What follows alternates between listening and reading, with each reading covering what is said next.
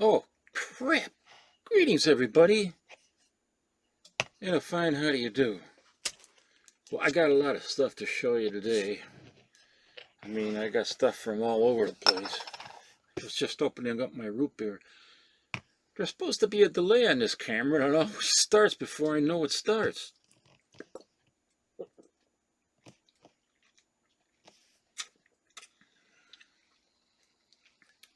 Filberts. See that? Wait a minute. No, you don't see that.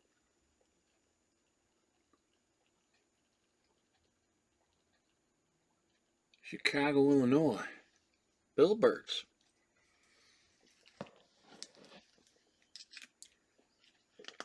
Oh, crap. That stupid thing. I can't get him. Oh, before I start, I should have did this in the last video, but I wasn't feeling too hot. I could have done it on Graphic Man, but I was out of it there too. I wanted to thank the lady of Orloff Manor, Cleo. When I was sick with COVID, she was kind enough and gracious to have this sent to me. These are pine needle tea bags, and they're not cheap either. I mean, these are expensive teas, and she's had heard a lot of good things about it, how great it was, for healing, especially colds, flus, and things like that. And, well, I subsequently found out that this has at least 4 times the amount of vitamin C than your citrus fruits, like lemons and oranges. And it helped flesh out a lot of things when I was sick with COVID. So I'm very thankful that she had this sent to me. She ordered it and then had it sent to my house. Really nice of her to do that, so thank you, Cleo. I should have thanked you before, but I was still kind of out of it. And it's really good. You know, at the time, I didn't realize that you can make tea out of pine needles. So I was making, jokes about it. Now I know what to do with my Christmas tree. And she said, well, you have to be careful because a lot of that stuff can be toxic. And I said, yeah, I was just making a joke. I know a lot of that stuff can be very toxic. But as it turns out, the most popular teas to be made from pine needles are spruce and balsam, which are 2 of the most popular trees that people have for Christmas. So you really can use your Christmas tree to make tea. Don't throw away your Christmas tree, you bloody twits. You can make tea from the pine needles. And it tastes good. It tastes good. I put a little sugar in it or honey, and it's delicious. It really is. So I learned something new. So, thanks again to Cleo. And, I was at the Dollar Tree the other day. Well, it's not really the Dollar Tree now. It's the buck and a quarter tree. So, I always look around in the toy aisle. I go there for maybe toothpaste or something, but I always go to the toy aisle. Toy aisle, not toy oil. The toy aisle to see if there's anything new there, that I could be interested in. I just passed through there. One time I found all these Star Wars Hot Wheels figures, and they were really cool. They go for expensive prices now on eBay. And I bought, boxes of that stuff when it was $1 each. And the other day I found these comic books for Final Faction First Impact. Look at this. See that? First edition. The origin story. Number 1. The comic book is based on a toy line called... That's not it. Where is it? Oh. Called Final Faction. And it's specifically manufactured for Dollar Tree. So I bought some of the figures, for Final Faction. The premise is it takes place in the year 2050, if I'm right.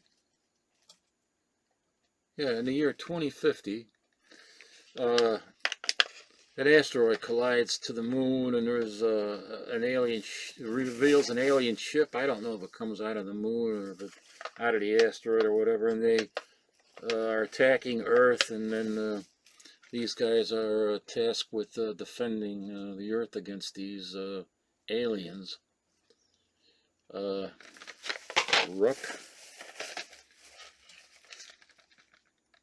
These are the good guys, some of them, you know. And I had to take one out of the bag. I like this character. I think Trepidus is his name. I'm not sure, but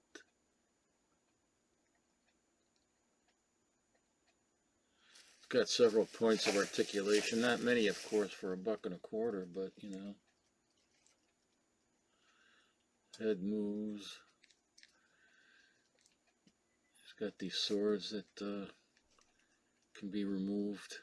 Different weapons can be attached to his arms and stuff. But anyway, so I bought some of that stuff. Oh, here's a vehicle. Final Faction vehicle. So they had these toys out for a while, and then they produced a comic book based on the toys, you know. And I, you know, saw this. I was wondering, what the heck is it? It's a comic book for the toys. So let me take this out. I showed it on Graphic Man, but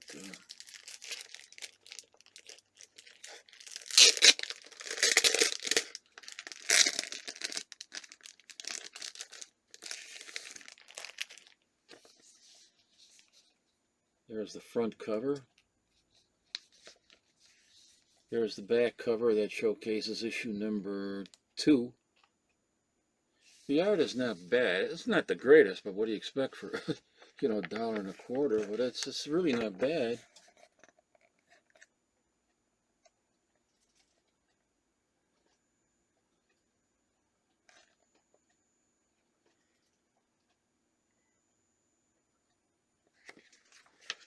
And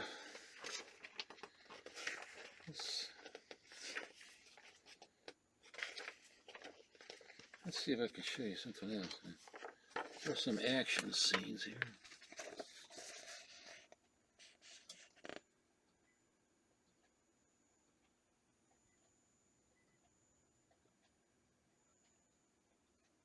So I thought it was pretty neat. And I'm glad that they decided to do this. Sorry for moving the stuff around so quickly. I'm trying to get it focused. That's neat for the Dollar Tree to do this, because it could attract, you know, kids into the hobby, you know. I'm not exactly sure how that would work, you know, but unless there's a comic shop near a Dollar Tree, but nonetheless, it wouldn't hurt. As my dear old grandmama used to say, it wouldn't hurt. So $1.25 for these things. So check out the Dollar Tree for that.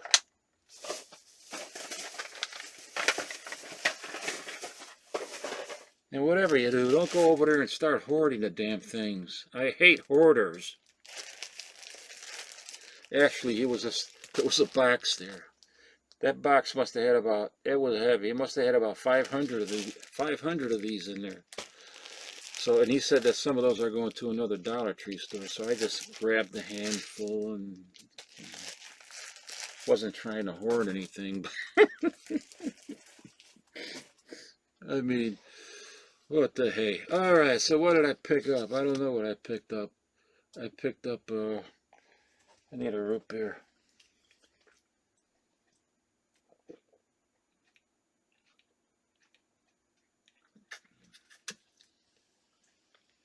God, I'm so thirsty.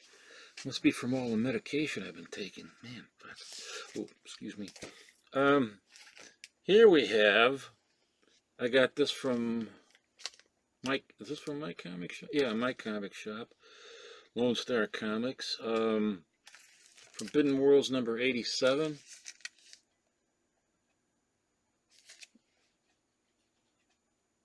Um,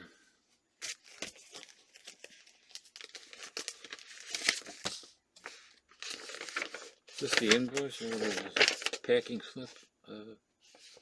Yeah, it's a packing slip. Okay. So, this is pretty cool because it has a story in here. Oh, let me show you. I gotta take it out. See if you can guess who the artist is before I tell you. It just surprised me. I had no idea that I would have never in a million years guessed that this was his artwork ever.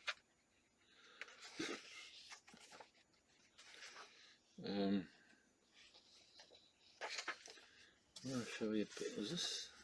Let me make sure I'm not showing you the wrong pages here. Then I'll make a fool out of myself. But I'm always making a fool out of myself. So what's the difference? Dang fool. There you go. Let me see if I can get another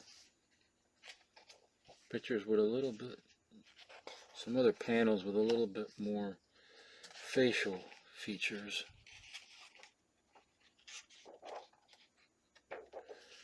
Gosh darn it. Here. So, you know who this artist is? I'll give you to the count of 5. And I'm not counting the 5, so you'll just have to imagine that it is 5 right now. See that?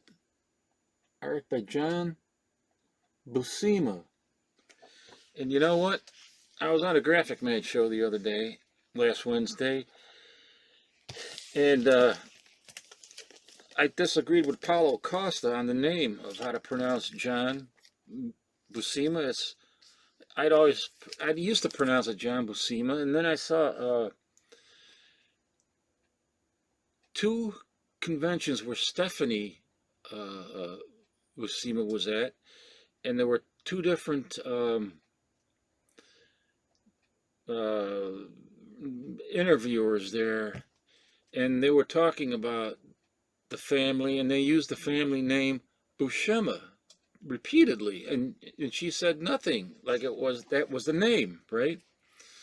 So I thought, well, damn, so that's how it's pronounced, you know, and I thought that could be the S, you can pronounce the SCE, then it would be Buscema. So that's how I took it, and it turns out that actually Paulo Costa was right.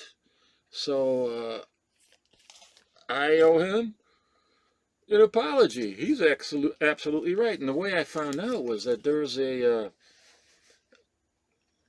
what the hell is that newspaper? CBR is called. And there was a guy by the name of Brian something or other. And this is in 2008. He was talking to Tom DeFalco, and DeFalco was working on a story at the time, and John Buscema was doing the inking for it. And so he had the opportunity to talk to Tom DeFalco, and he had that this is something that was bothering him for a long time, he said to Tom, and he said, how do you pronounce the name? And he proceeded to tell him it's Boo or Bu, and you don't pronounce the S, and then Sema, Buscema. So, and he would know because he's working with John Buscema. So that is how you pronounce his name. God, man, unbelievable. I just don't understand why Stephanie Buscema didn't say anything or correct the guy, or she just, you know, went along with it. At one point, I even thought that she mentioned the name herself, but I don't know. This is an interesting comic because there's a story in here called The Amazing Talent of Horace Frisbee. And when I saw the name Horace Frisbee, I thought of the Twilight Zone, because one of my favorite episodes in the Twilight Zone is the incredible world of Horace Ford, in which this guy is a toy maker and he loves making toys and playing with toys, and he keeps talking about how he had an idyllic childhood.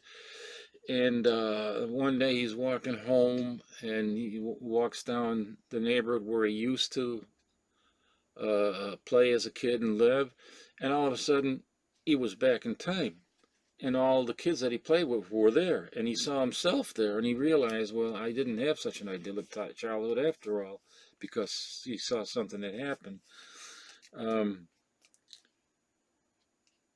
Yeah, and Frisbee is Hocus Pocus Frisbee. That's the name of the episode. I couldn't think of it, and I just thought of it. Hocus Pocus Frisbee was another one Twilight Zone episode. So I'm wondering if you got the names, like, from the Twilight Zone. But because they came around at the time, I think it was 1960, maybe. I don't know. This was 1960.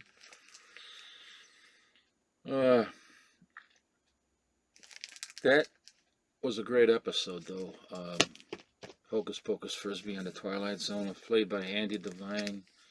Gets he owns this gas station, general store, and all the little towns people always come in there. All these old guys, they're playing checkers on top of a pickle barrel, that kind of thing, and he's always telling these tall tales. And then one night he gets kidnapped by aliens. And then he escapes in the weirdest way that he escapes. I can't tell you, but it's just bizarre. And he goes back to his gas station, general store, and naturally he's going to tell them, and they're not going to believe him because he's always telling tall tales. He's jet fuel Frisbee because he invented jet fuel, and then he's a big baseball player because he won the World Series 5 times for 5 different baseball teams or something like that. They used to call Home Run Frisbee. They used to call me Home Run Frisbee. All these tall tales, But it was a lot of fun for those guys and for the audience that watched those episodes. It was pretty cool. So yeah. I got all that out of this. Forbidden Worlds number 87. Oh, you know what else? The guy who wrote the stories in here was, his name is Richard Hughes. And Richard Hughes was itself a pseudonym for Leo Rosenbaum, who was the editor and wrote all the stories. I think he might have wrote all of them. I don't know, but at least 95% of them he wrote. So Leo Rosenbaum uses the pseudonym of Richard Hughes, and then Richard Hughes is credited in here as the editor, and then he is using pseudonyms for all the stories. He's using pseudonyms like Shane O'Shea and a couple other ones. What was it? Crap, Shane O'Shea.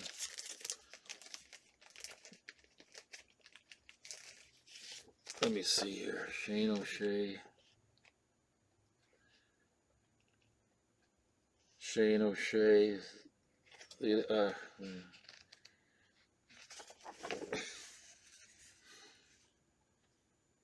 Shane O'Shea, and that was actually Richard Hughes, who was actually Leo Rosenbaum, and then Jonathan Costa or something. No, Charles Lacoste. Art by Kurt Schaffenberger.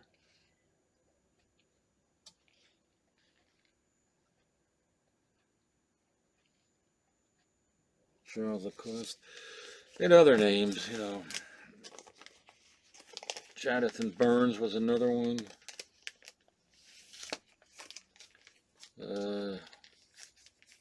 So many. And I think the reason he did that is because It was basically a one-man operation, except for the different artists that he would give work to, and he wanted to make it look like there was a huge staff there, like it was a big company, and so he used all these different names to make it look that way, I would guess. And I think I got some mixed up in there that I already showed you before. What is this? Tough Ghost number 5.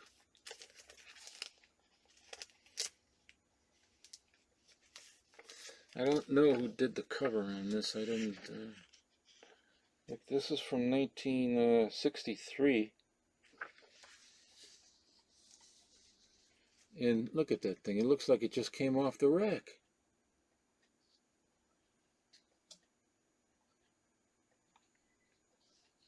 Beautiful. Just beautiful.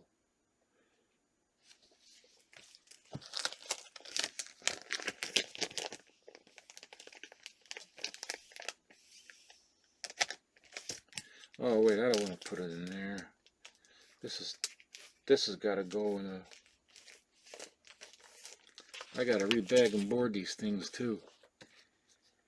Yeah, well, that's already a little bit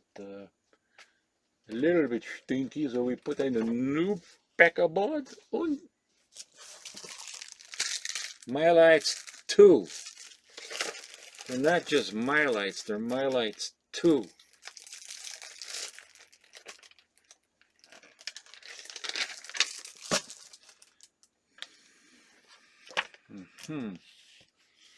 I usually write, if I know who did the cover, I might write it on the back, and I write the issue number and the year.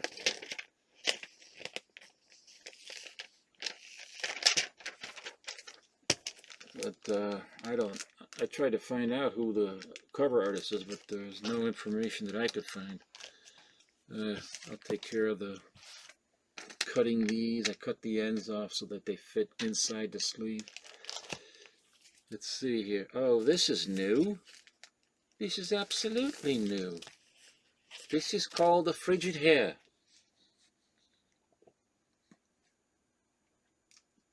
This could be a Christmas cover. What year is this from? This has got to be from the 1950s, early 1950s, 1951. 1951. That's before I was born. Ay, caramba. Now I use Mylites 2 Silver and Golden Age bags. They fit the Dells and others.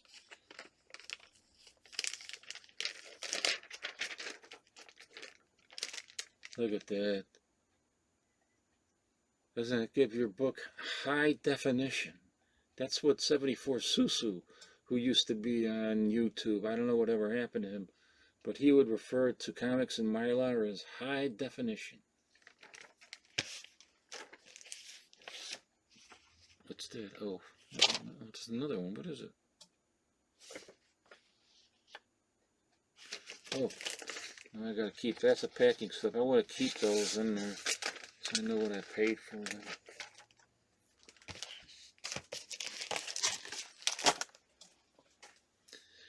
Oh, this one I must have showed before. Famous Funnies number 174.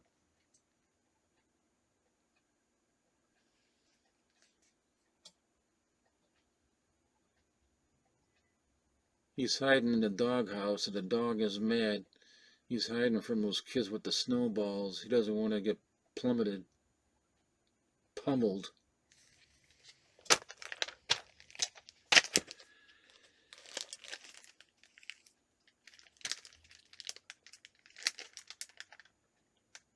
Number 51.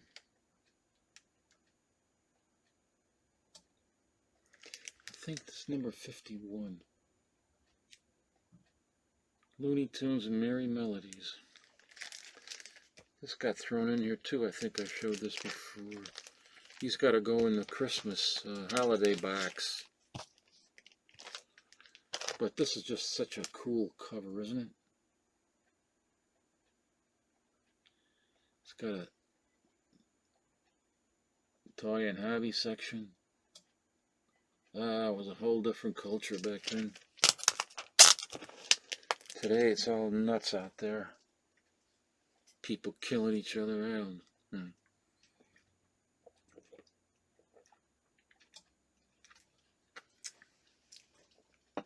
Darn. Oh, you're gonna like this one. Yes, you're gonna really like this one. Adventures into the Unknown, number 18. I think this is also from 1951. There's a story in here. The cover's by Ogden Whitney. You can tell, I can tell Ogden Whitney's art from the way he draws females, the faces. But he's also got it signed down here. It's barely visible, but Ogden right down there. But there's a story in here. What's it called? The Halls of Horror by Emil Gershwin. Not Ira Gershwin. Emil Gershwin. E-M-I-L. No relation to Ira or George. I just thought the name was interesting. But this book had, when I showed it on the Graphic Man's channel, it had a rolled spine. I took that out.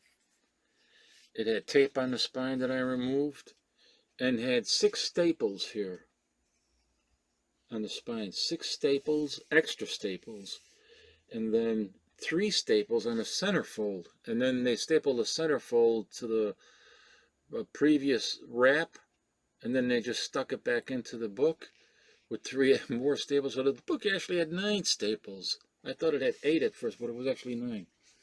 So I think I did a good job on the taking that tape off. It was frosted tape. I don't know if you can see any of the pinholes that are left from the all those damn staples that somebody put in there. The staples, I think, were put in to this comic in the late 50s, maybe early 60s, because those were the same staples that were used on comic books at the time, it seems. And so I kept some of them that were pretty decent shape after I pulled them out.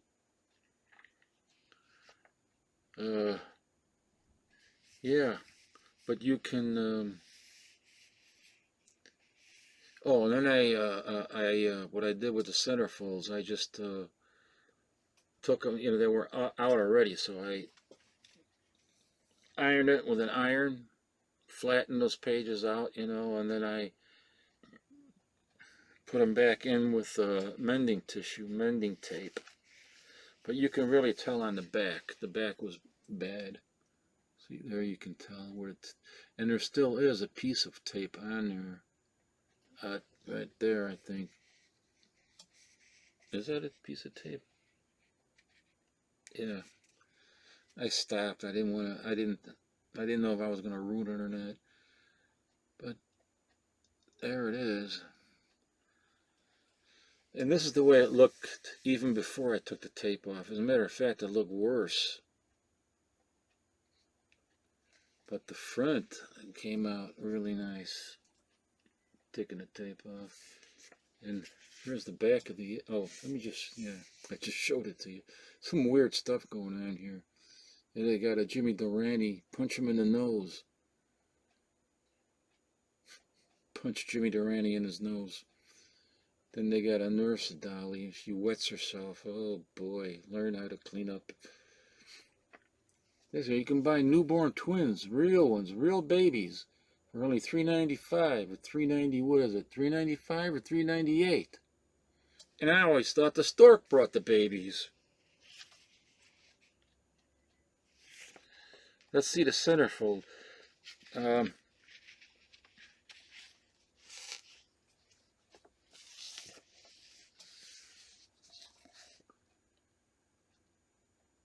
You can see where I taped it. it has margin pieces missing from in between each staple. The entire margin was gone between the staples. Here, I'll show you what I'm talking about. See that? This was kind of ripped out.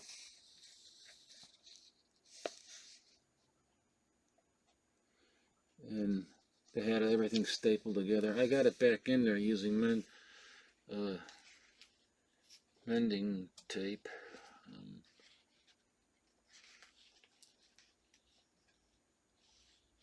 So there's like 4 pages or 2 wraps. I'll give you another look-see there.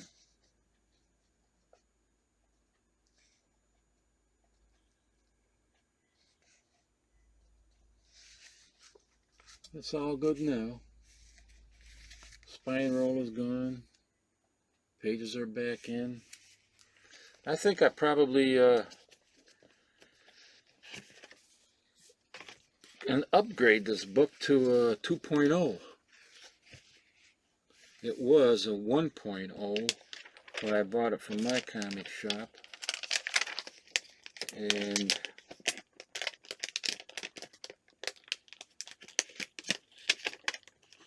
and the tape that was on here, the tape was over the staples, and it was frosted tape, and I think they must have, I don't know if they had that in the 50s or not, but it looked like it was added sometime after the staples were put in, you know, like some years later. That's what it looked like to me, so I'm guessing maybe the late 60s or something when they came out with frosted tape. I don't know. Nice, eh? Then, this is, I wish I knew who did the cover on here. It's some nice painted artwork. From 1963, number 6. Number 6, 1963. Beautiful painted cover. And they're from a planet that looks like Earth, and they're landing on a planet that is Earth. We're still in our primal stage. You know, when I first saw this book, it looked like over there, it looked like it was some water damage around the O or something, like it lost some of the color. But no, that's just the way it was printed right over that tree. Got some stuff going on up here, but otherwise a pretty nice copy.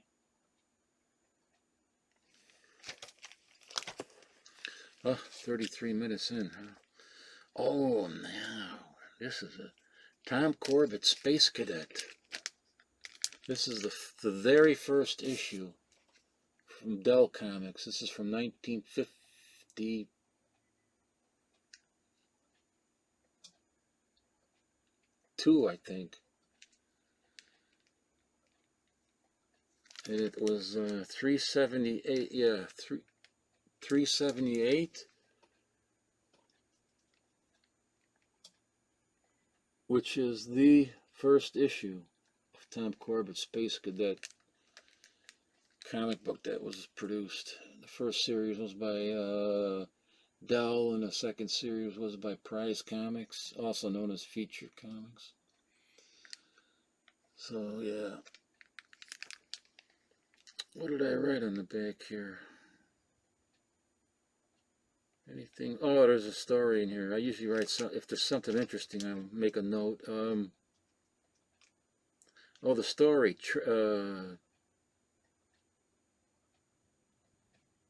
Training Flight to Titan. The script. I mean, the artwork is by the same guy who does the cover work. Al McWilliams does the painted cover. and he did the interiors for that story, Training Flight to Titan. But the person that wrote the script, his name is Paul Newman.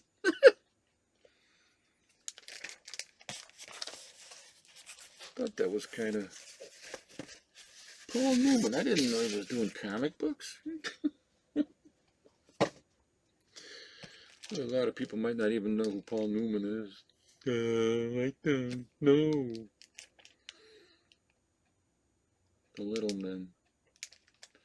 I might as well show you these. I showed you these before, I think. This is Marvel Tales 138. Look at that ladder. It's just up there going nowhere, and there's a guy climbing it, and it's just up there in thin air. Maybe it's Jacob's ladder, I don't know. Last scene, climbing a ladder. I love all these crazy things with individuals walking on thin air. They're suddenly walking on the sides of buildings that are going over the cityscape. Here you have a bridge going over the cityscape. It's a bridge to nowhere.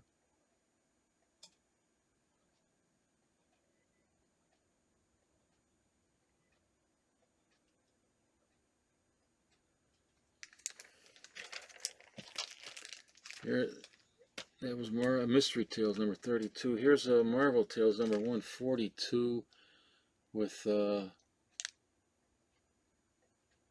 something picking this guy up and making him float. And he's in the city, in the downtown area. Notice how all these things have something to do with the downtown area. Downtown. Downtown. Downtown. Here's Mystic, number 43. Cover. This is Carl Burgess, who did created or co-created the original Human Torch. Number 43, and you got these seemingly people walking upside down, but that's how this guy sees everything.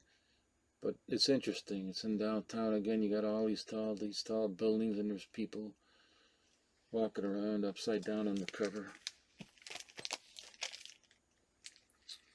Here's a Mystery Tales number 16 with someone's legs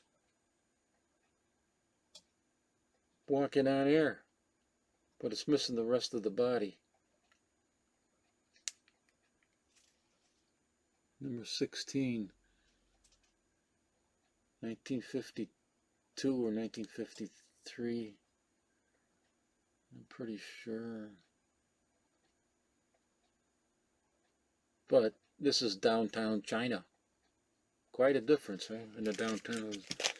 And here's a Mystery Tales number 28. Another downtown. And the guy is walking down the side of a building reading the newspaper.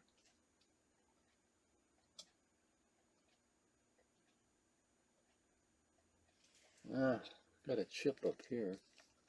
This is from 1955. And Carl Burgess, again, he did a lot of these covers. Oh, it's got some stuff down here, too.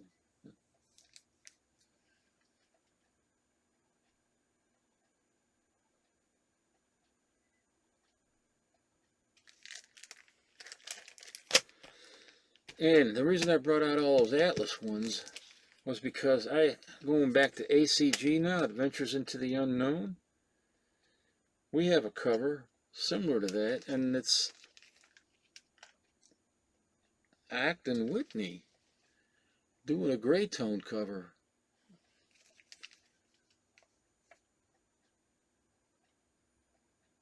Let me take this out of the bag because it's just got too much glare in here.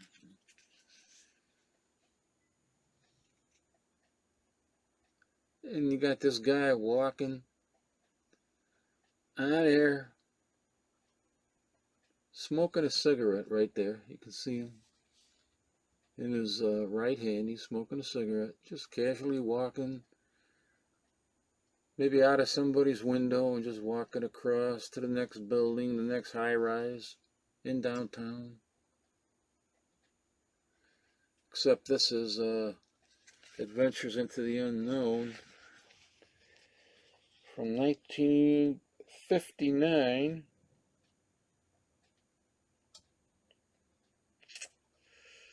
What's the issue number here?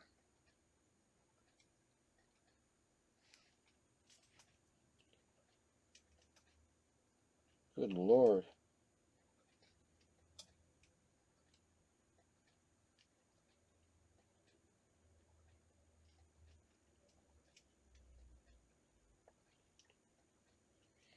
Well, now. It doesn't even have an issue number on there. Can you believe?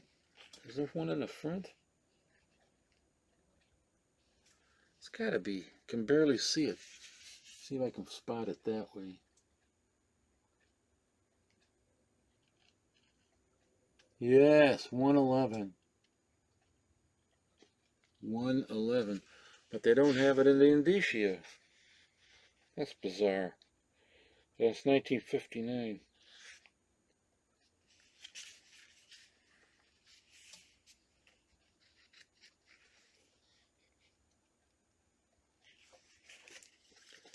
Yeah, I'll show you some of this stuff in there. I like to read these letter pages.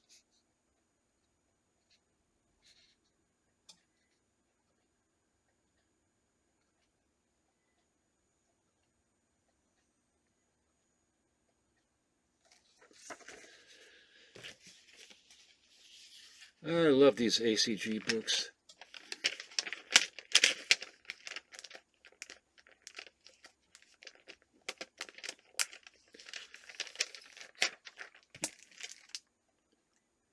You know, I'll bet you that they got the idea from Atlas. This cover, they got the idea from Atlas. They had to, I'm pretty sure. But not that there's anything wrong with it, you know. Nothing wrong with it. Here's a later Adventures into the Unknown. This is 153.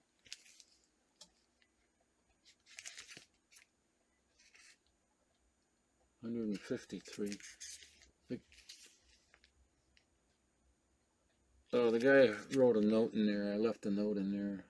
Thanks for the purchase and all that stuff. 153. This has got a 12-cent cover. Yeah.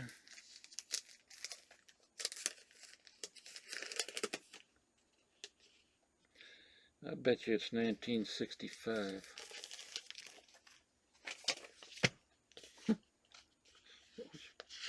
Maybe wrong. 1964. Close, but no cigar.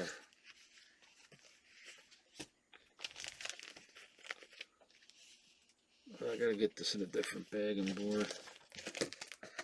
Yeah, it's about time.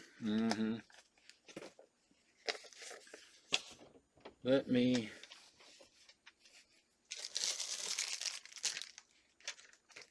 get you the nice Mylar.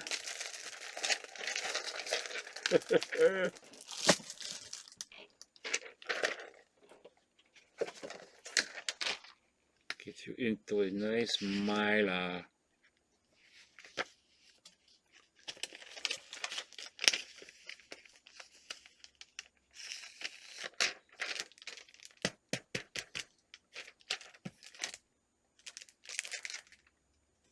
Where's that note at? Oh. Keep the note in there. I'm a nut. Get the note. Well, 45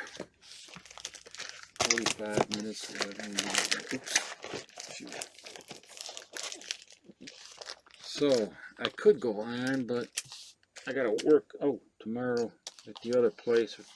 Trying to get it ready to sell. I gotta paint the fence. It's gonna be a lot of work for me. I'll be by the time I come home, but I got a lot of other stuff here. some stuff to show you. Well, just to give you a sampling of stuff as I got to show you, is a bunch of shit like that. Great Silver Age stuff. So you can join me in part 2. And be there, or you cannot be there and be square.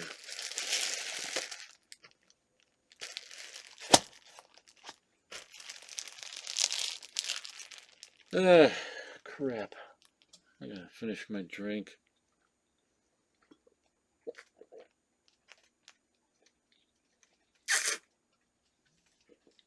I hope you don't mind me drinking this stuff like that. Oh, one more thing before I go.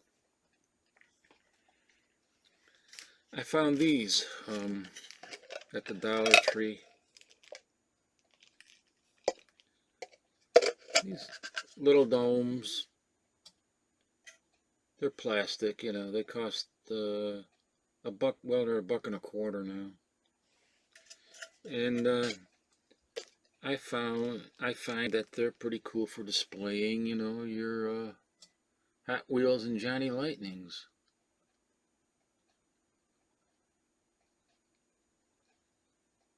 This is a '55 Fleetwood Cadillac.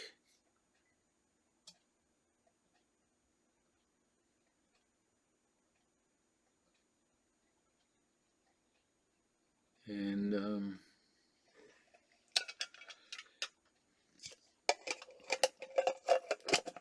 lot of them don't fit exactly, but so what? It's popping a wheelie.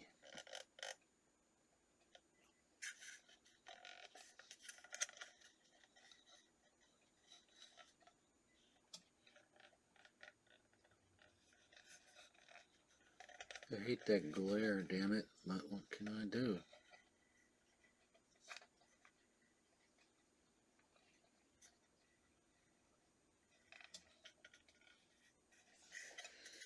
And I got another one with the Munsters Dragula.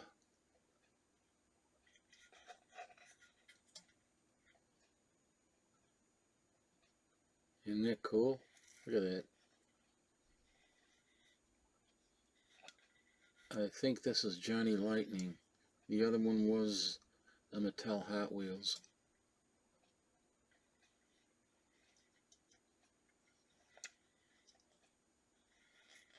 From the old Munsters TV show.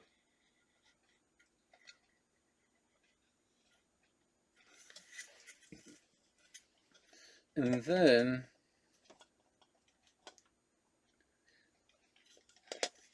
I got a Hot Wheels concept car. I think it's a Hot Wheels car.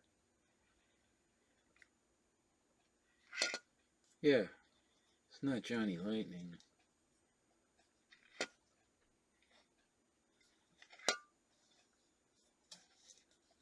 This one is smaller, so it's moving around in there, but I'm going to get some double face tape and put it on the bottom of the tires and the base, and it'll stick. Yeah, let me pull it out of there. You can see it. It looks pretty cool.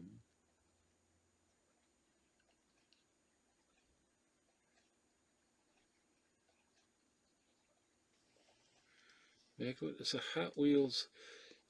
What do they call it?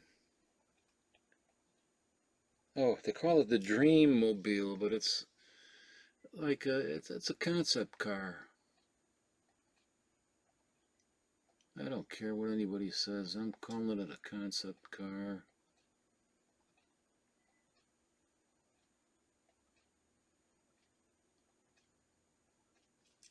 So anyway, okay. Ooh, my teacher used to do that in high school, right across the chalkboard. Oh, I hated that. Everybody did. That's what he did to get our attention when there was too much noise going on. All right, people, thanks for tuning in, and join me the next time when I show you the rest of these Silver Age beauties. and some more other stuff too. Take care.